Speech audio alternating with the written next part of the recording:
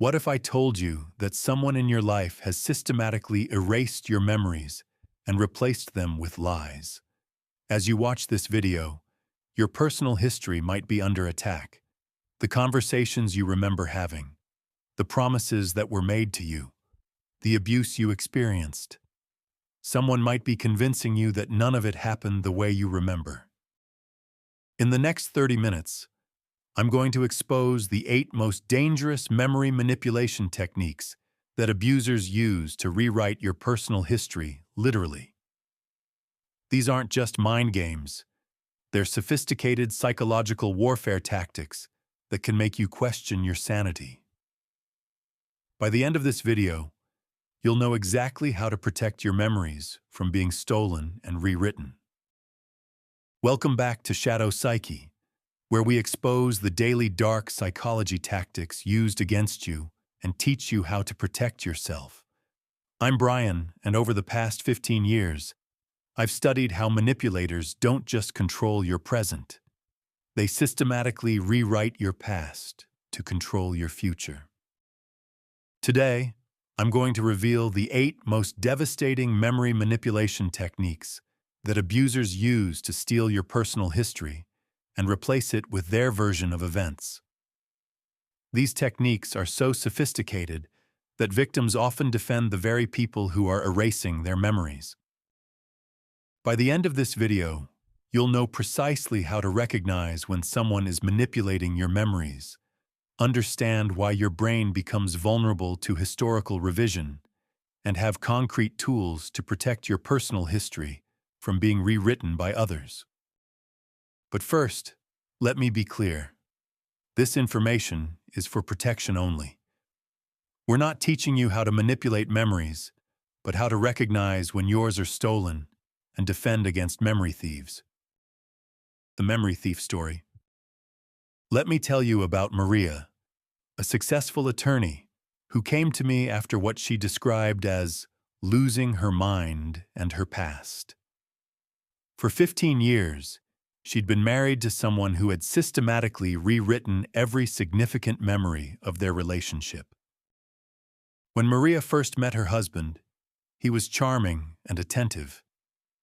But over the years, whenever she brought up his promises, commitments, or problematic behaviors, he would look at her with genuine confusion and say, "That never happened.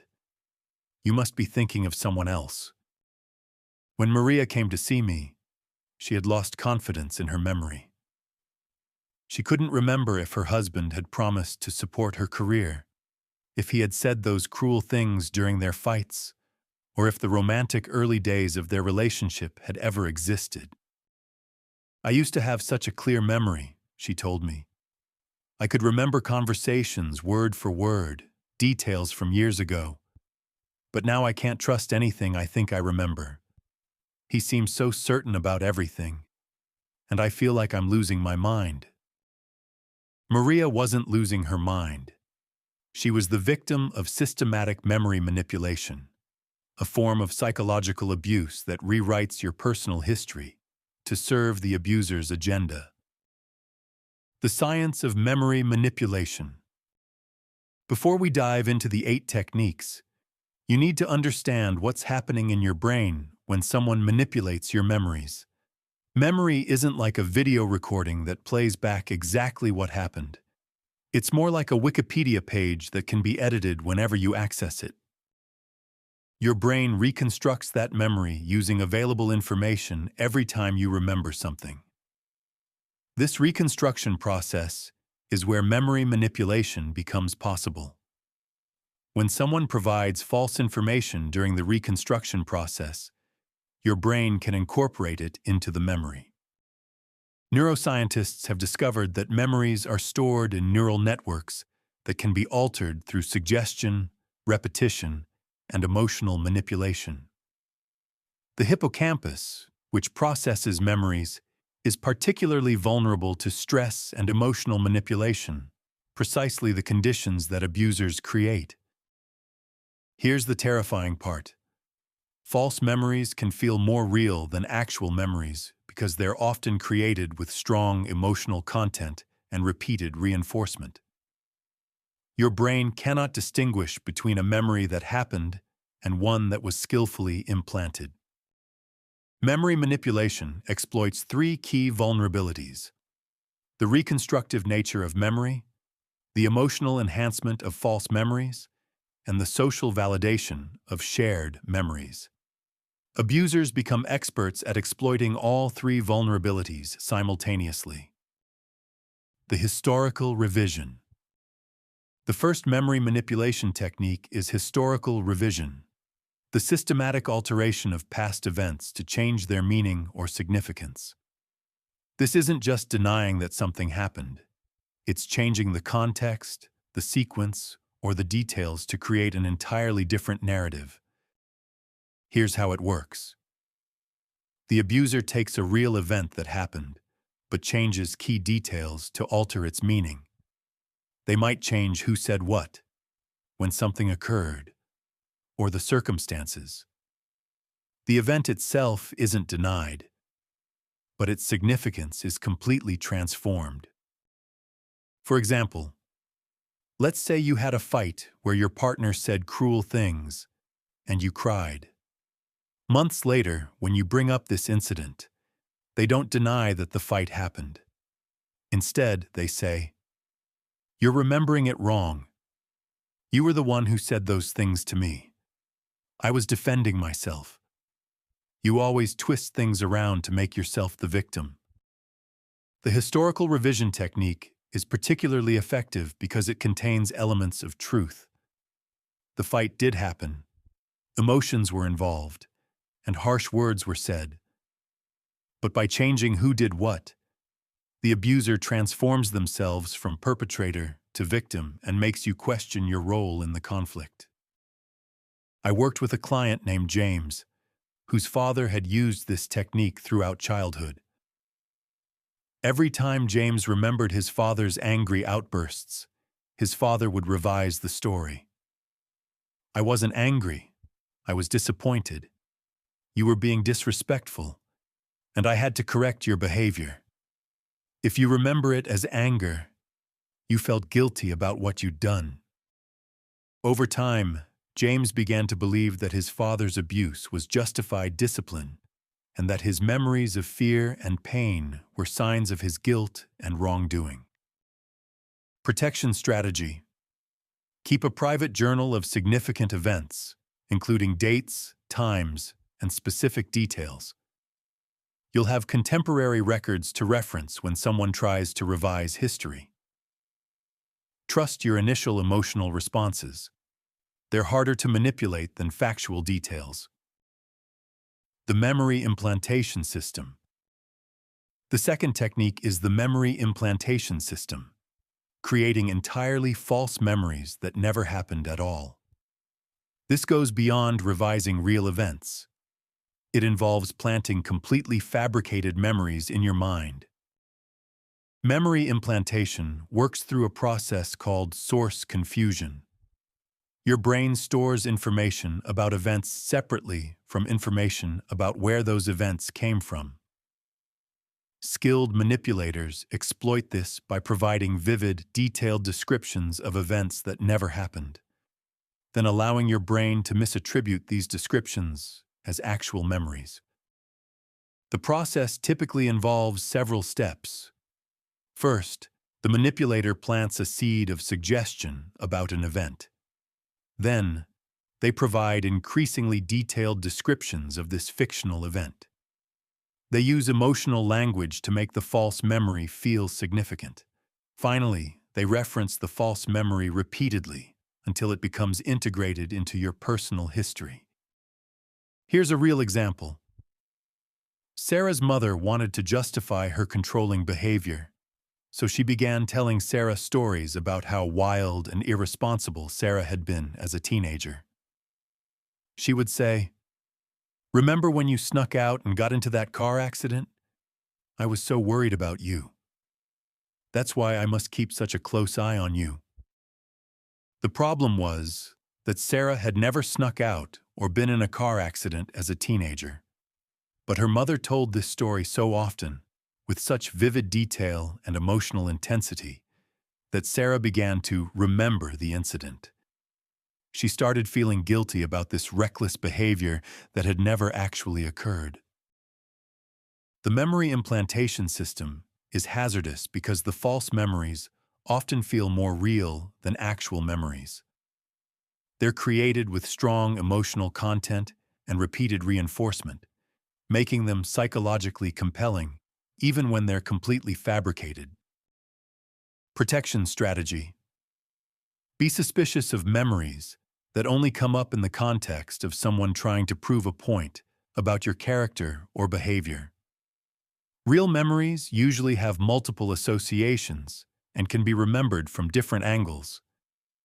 False memories often have a single, convenient narrative purpose. The selective amnesia protocol. The third technique is the selective amnesia protocol, the strategic forgetting of inconvenient memories while maintaining perfect recall of events that support the manipulator's narrative.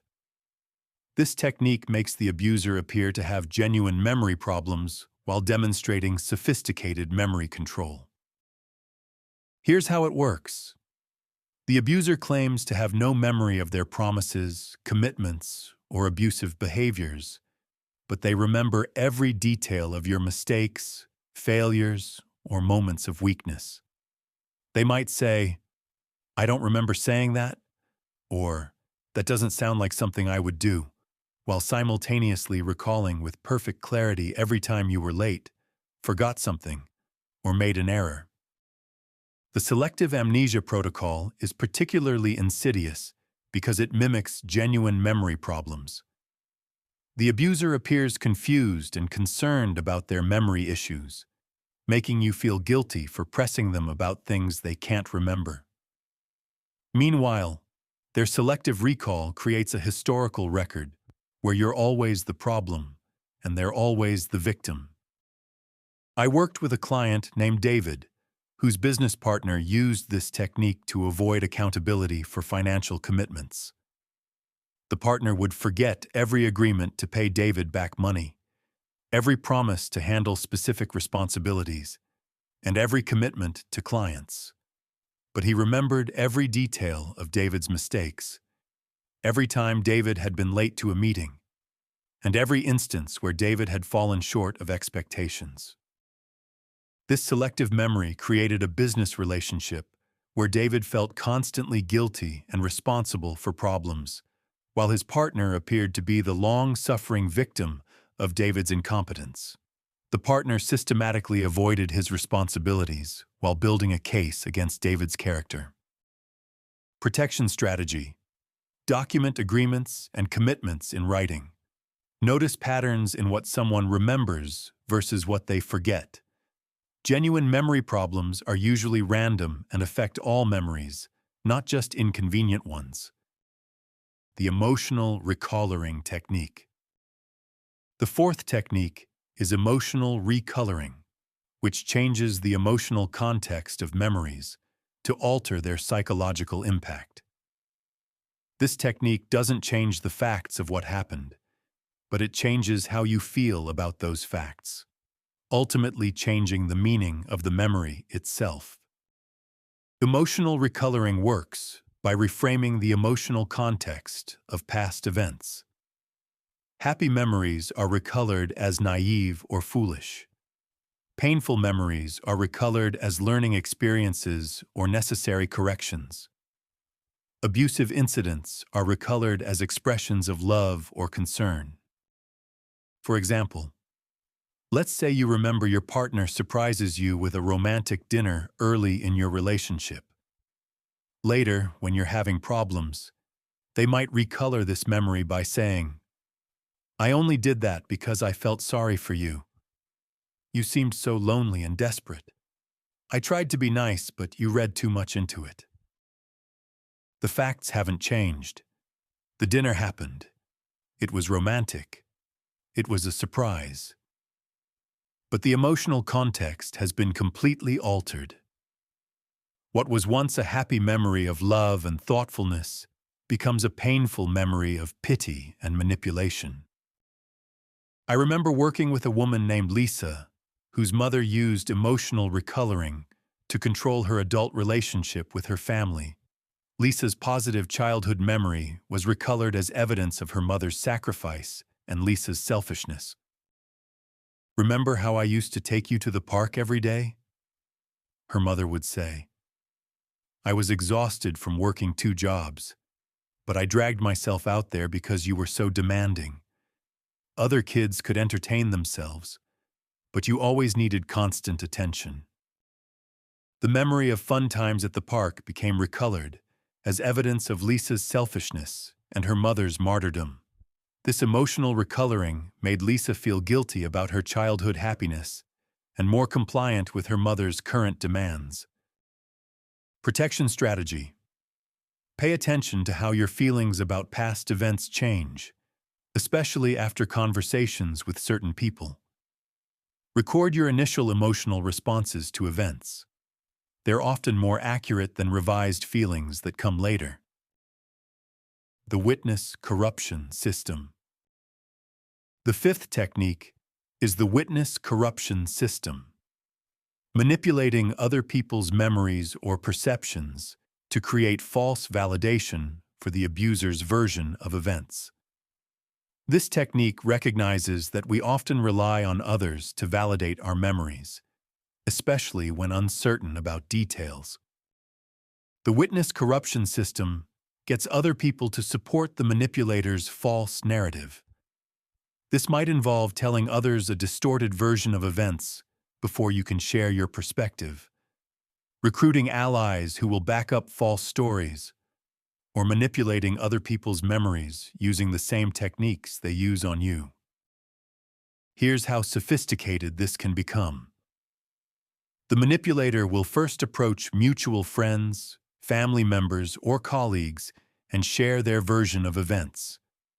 They'll present themselves as concerned about your memory problems or emotional instability.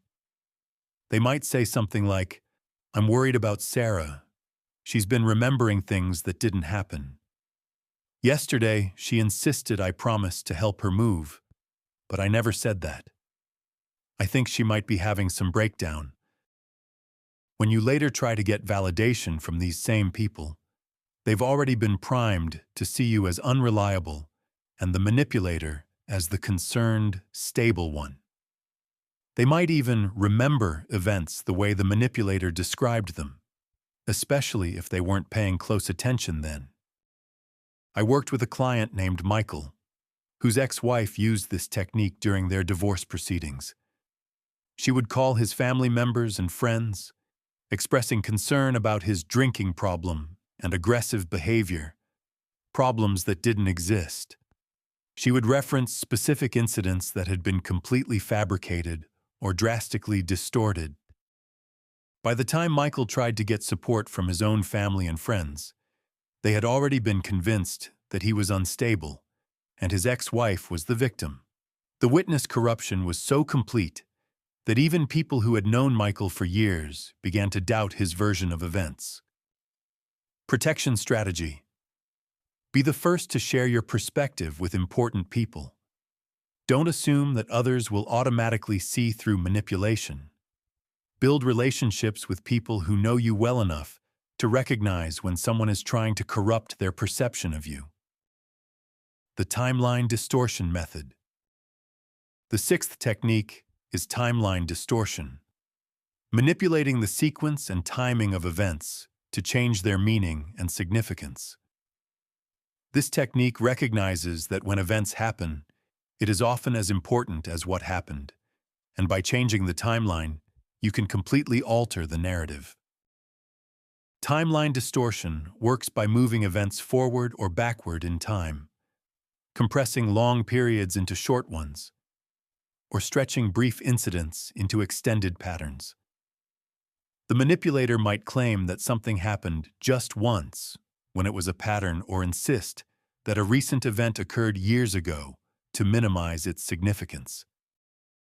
For example, let's say your partner had an affair 6 months ago. Using timeline distortion, They might say, "That was so long ago. Why are you still bringing up ancient history? It's time to move on." 6 months becomes ancient history, making your ongoing pain seem unreasonable and excessive.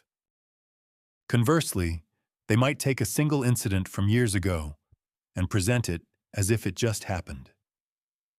"You're always doing this," they might say, referencing something that happened once, years earlier, to make it seem like a current pattern of behavior.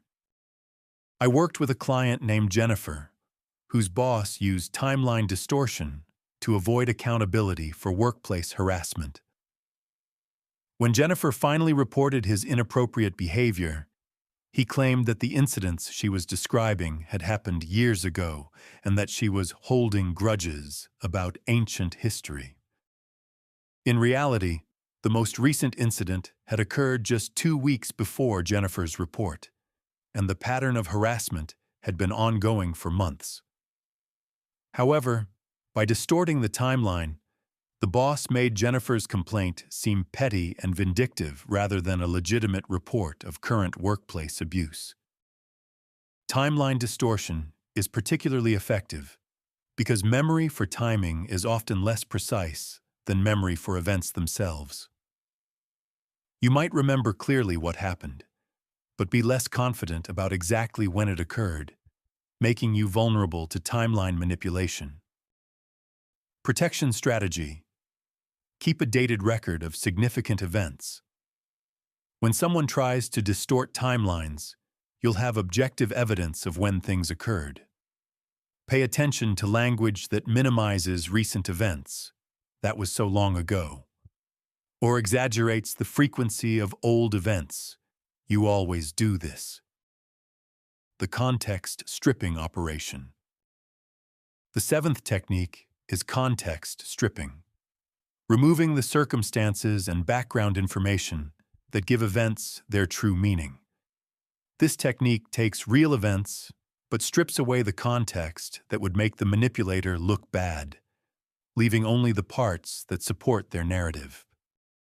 Context stripping works by presenting isolated facts without the surrounding circumstances that give those facts meaning. The manipulator might admit to certain behaviors, but remove all context about why those behaviors were problematic, what led to them, or the consequences. For example, a manipulator might admit, "Yes, I raised my voice during our conversation," but strip away the context that they were screaming at you for 20 minutes, calling you names, and threatening you. The isolated fact, "I raised my voice," sounds minor and reasonable. The full context, verbal abuse and intimidation, reveals the true nature of the behavior. Here's another example. An abusive parent might say to their adult child, "I remember spanking you a few times when you were little, but that was normal discipline. All parents did that back then." This strips away the context of the frequency, severity, and emotional impact of the physical abuse, making it sound like occasional, appropriate discipline.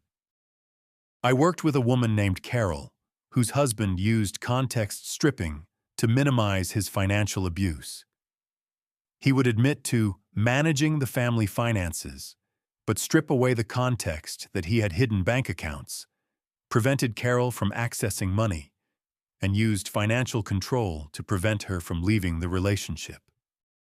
When Carol would try to explain the full context to friends and family, her husband would interrupt with statements like, "She's making it sound worse than it was. I just handled the bills because I'm better with money." That's what husbands do. The context stripping made his financial abuse sound like responsible household management. Protection strategy. Always insist on full context when discussing past events. When someone admits to partial facts, ask for the complete story. Be suspicious of explanations that make severe behaviors sound minor or reasonable without acknowledging their full impact. The memory replacement protocol. The 8th and final technique is the memory replacement protocol, systematically substituting your memories with the manipulator's preferred version of events. This is the most advanced form of memory manipulation, where the abuser doesn't just deny or distort your memories, they replace them entirely with false ones. The memory replacement protocol works through consistent, confident repetition of false narratives combined with emotional manipulation and social pressure.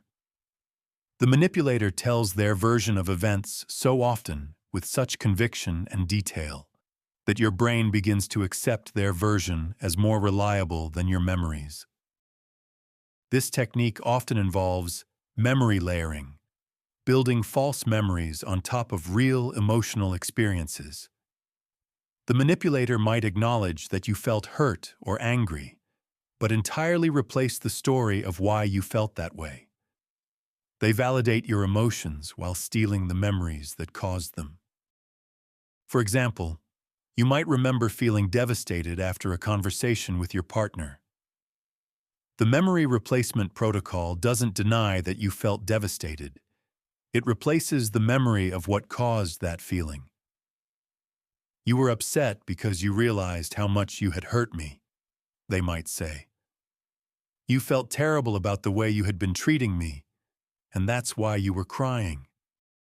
Your emotional memory, the devastation, remains intact, but the causal memory, what happened, gets replaced with a completely different narrative that serves the manipulator's agenda.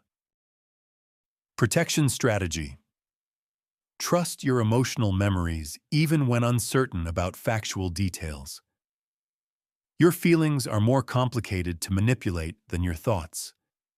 Keep multiple types of records, written, audio, photographic, to preserve what happened and how you felt about what happened. Your memories are your personal history, and they belong to you. No one has the right to steal them, rewrite them, or replace them with lies that serve their agenda. The 8 techniques I've shared today are being used against millions of people, and recognizing them is the first step toward protecting your psychological sovereignty. In the comments below, tell me, have you experienced any of these memory manipulation techniques? Don't share identifying details. Let us know you're not alone.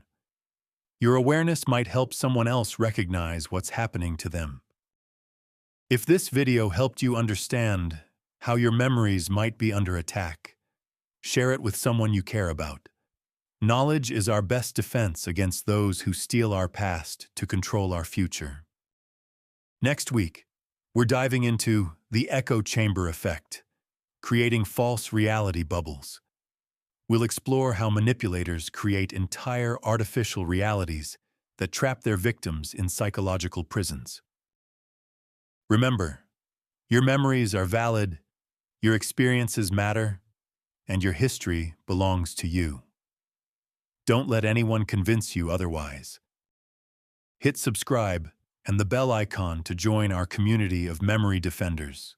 Like this video if it helped you protect your personal history, and I'll see you next week, where we'll continue building your defenses against psychological manipulation. Stay grounded in your truth, stay protective of your past, and remember, your memories are your most precious possession in the battle for your mind.